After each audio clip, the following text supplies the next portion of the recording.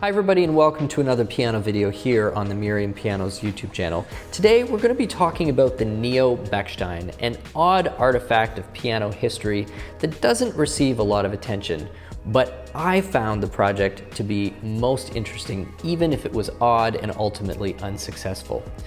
Thank you so much for joining us. If it's the first time that you are seeing us here on YouTube, I would really appreciate it if you hit that subscribe and the notification bell if you enjoy the story, and more specifically, if you want to stick around and see even more piano reviews and piano videos of all kinds. That is what we are all about here on Merriam Pianos. So without further ado, let's dive into today's historical piano of interest, the Neo Bechstein.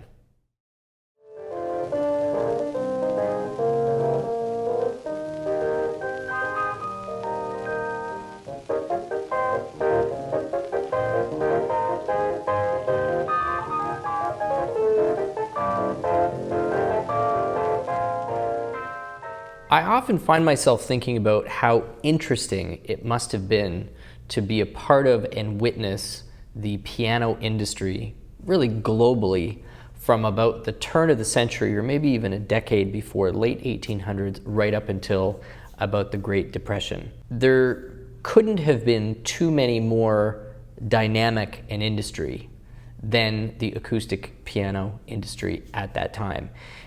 It became a major employer in many countries. There was a huge national interest in propping these manufacturers up, creating lots of barrier-free ways for these manufacturers to get into business, to get factories built. It was a huge thing. And there was this gigantic explosion in pianos, followed by a dramatic contraction, all within the space of about 30 or 40 years. And for an industry to come out of nowhere, really from the boutique into the mainstream and then back into the boutique again, all within a relatively short space like that, is quite fascinating. It hasn't really happened too many other times in history with an industry this large. Piano production peaked right around 1908, 1909. It was right in that range where, at least in the United States, they were producing the maximum number of instruments. Huge factories in Cincinnati, in Boston, in Baltimore. A number of places, probably St. Louis had several major factories, I suspect, as well. But really, any major city in the United States was guaranteed to have at least a few small piano makers. There were hundreds and hundreds and hundreds of them. And when you think about it, what was driving the piano business was, for really the first time, industry had enabled affordable construction of the piano. And why was it that the piano was so popular and necessary in the first place? Well, it was kind of this orchestral instrument which permitted people, through sheet music, to recreate virtually any music on earth if you were in front of a piano and you had some abilities in front of that piano. And so the need was to enjoy music, which is of course a timeless need. Once pianos got affordable, was of course everybody just started buying these instruments. But that need was soon met with so many other passive forms of musical enjoyment. Higher quality radio sets, phonographs, even self-playing pianos, that for the most part, people no longer saw the need to buy an instrument and learn the piano, since the primary need in the first place was to enjoy the music. Such was the state of the piano business coming into the teens, World War I, and then into the 20s, was this huge decline in the popularity of the piano. And by like 1928 or 1929, demand was down 92, 93% from where it was in the early years of the century. And many piano manufacturers were going out of business very quickly. Even the big piano manufacturers were struggling to still make a go of it, and you had rapid consolidation. You had the Aeolian Company that then became the American Aeolian Company, gobbling up all of these brands, trying to find profitability and viability really through scale and consolidation. And in Europe as well, it wasn't much of a different story. That industry within the European continent experienced less of a rise and fall compared to sort of the historical average of how many musical instruments were being bought and sold. But there was still certainly a blip. And Bechstein was considered one of the major players. Still is, of course, considered one of the major players. Now, Bechstein, like many other companies at this time, were trying to innovate their way out of this problem. They thought that they could get an instrument that was interesting enough, that was going to spark people's imagination, that they might start buying product again. And they chose this electrified piano as the hill they were going to go die on. They were going to spend an inordinate amount of money on this project. In fact, it nearly bankrupted the company. They spent, at that time, non-inflation adjusted dollars, $500,000 Reichmarks. The research and development on this rendered the world's very first electromagnetic pickup. Way before the guitar industry did this, this was actually the piano industry that came up with this concept.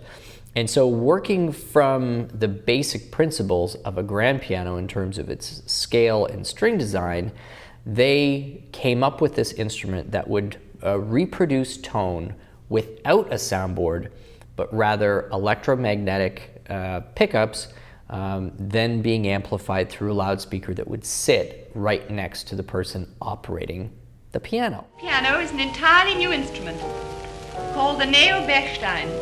It is constructed on quite different lines to the ordinary piano. It is capable of producing numerous effects and is a combination between a piano and a system of electrical amplification. It is heard through the medium of a loudspeaker.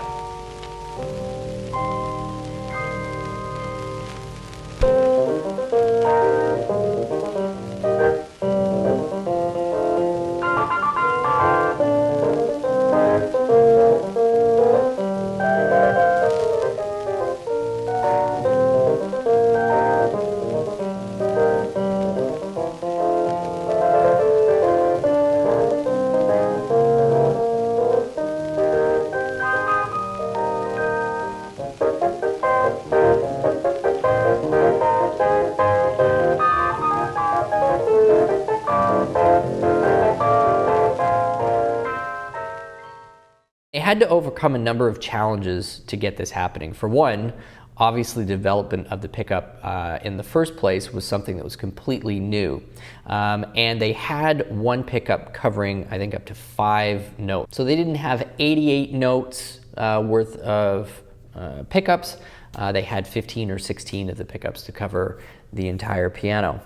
And because there was no soundboard, the insides looked quite a bit different. It was very cavernous. You could see all of these cables stretched out. Looked super high tech, and generally speaking had this sort of Art Deco-ish, ultra modern look to it for the time. One of the things they realized is that the force of a hammer hitting a string, normally on a piano, where you needed a huge level of amplitude on that string to generate the energy and get it translated into the soundboard, it was just way too much. It was creating just a huge level of distortion.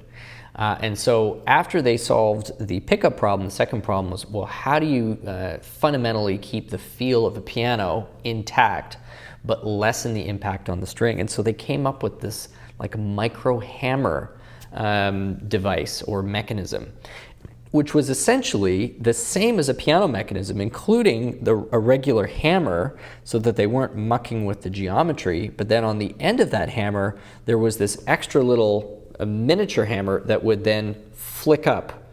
So the first hammer would be played, stopped by a rail, and then the smaller hammer would flick up almost instantaneously without causing really any type of delay whatsoever. And so this permitted the instrument to be played like an instrument, or like a piano rather, but lessen the force being applied to the string. Now, as a project, this was an unmitigated failure.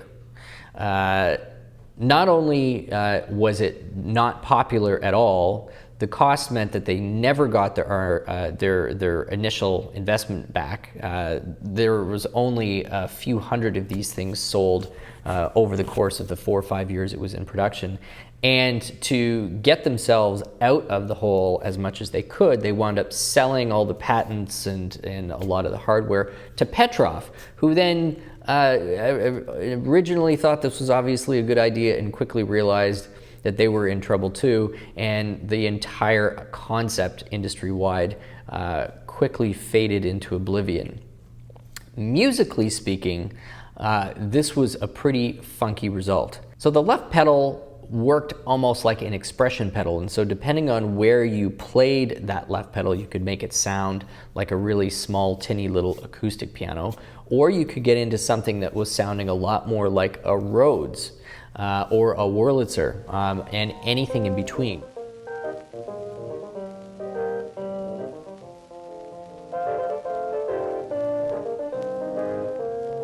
So one of the problems was that it was so far away from sounding like the piano tone that people had gotten so used to, that very few people were using it to actually recreate the same types of music that the acoustic piano players were doing. So it just didn't sound right. Had it been released in the 60s or in the 70s, might have actually, found its way into sort of the prog pop, prog rock kind of scene in a more organic way than it did showing up in the late 1920s and 30s, where really the only music being made at that time was just not appropriate for that sound, not appropriate for that tone. So in addition to the fact that the sound was so far removed from what people were wanting and expecting, it also looked pretty odd in people's homes.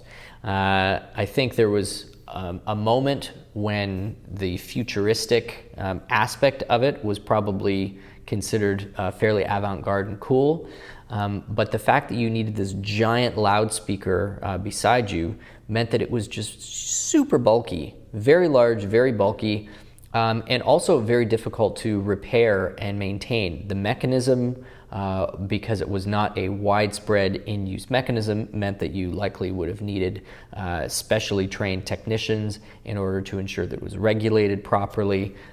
Who knows about voicing and whether those hammers would actually need any maintenance, over the course of its lifetime or not. Through it all, it wound up being one of the most oddest but most interesting, probably, pianos that has been produced over the last 150 years.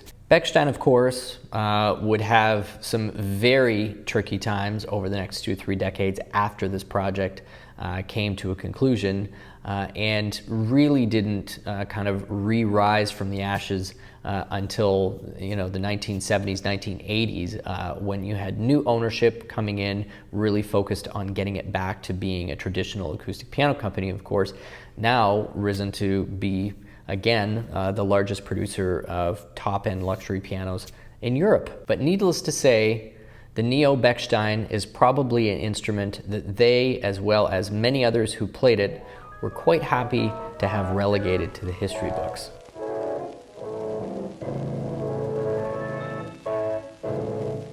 Thanks everybody for tuning in to today's video on the Neo Bechstein. This is part of a series where we're going to be exploring interesting pianos throughout history, as well as interesting stories that I think should be told or retold.